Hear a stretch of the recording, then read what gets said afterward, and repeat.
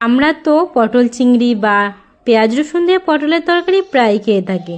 যদি নিরামিষ দিনে এইভাবে একটা অনুষ্ঠান বাড়ির মতো আলু পটলের রসা বা আলু পটলের তরকারি বানিয়ে খাওয়া যায়, তাহলে আর চিন্তা থাকবে না, সবাই চেটেপুটে খেয়ে নেবে।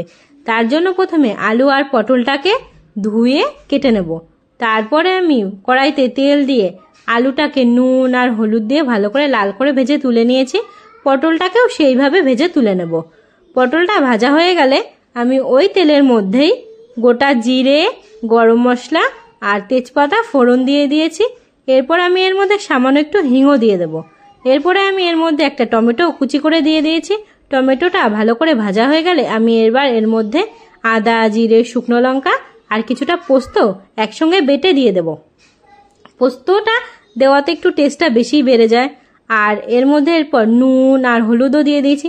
আমি এখানে কিন্তু বাটা মশলা ইউজ করেছি, তোমরা গুঁড়ো মশলা ইউজ করেও করতে পারো, কিন্তু গুঁড়ো মশলা থেকে বাটা মশলার টেস্টটা একটু বেশিই বেড়ে যায়। তারপরে আমি এর মধ্যে একটু সামান্য চিনিও দিয়ে দেব।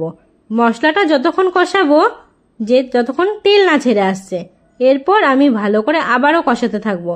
মশলাটা ভালো করে কষিয়ে নেওয়ার পর আমি এখানে সামান্য একটু দই অ্যাড করেছি, তোমরা দইটা নাও দিতে পারো।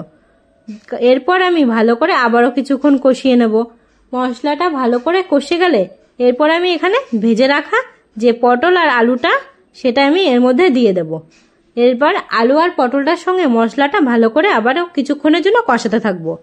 তারপরে ভালো করে কষে গেলে এরপর আমি এর মধ্যে কিছুটা গরম জল দিয়ে দেবো এর মধ্যে, যাতে গরম জল দিলে টেস্টটা একটু ভালো হয়। তার জন্য আমি একটু গরম জল দিয়েছি, তোমরা এমনি নর্মাল জলও দিতে পারো। এরপর ভালো করে কিছুক্ষণের জন্য ঢাকা দিয়ে ফুটতে দেব।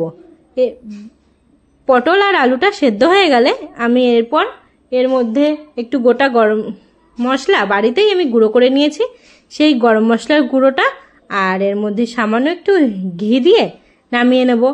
এই রেসিপিটা যদি তোমাদের ভালো লাগে, তোমরা লাইক, কমেন্ট, শেয়ার আর সাবস্ক্রাইব করে দিও। আর সবসময় আমার পাশে থেকো, আমি তোমাদের জন্য রোজ নতুন নতুন ভিডিও নিয়ে আসবো।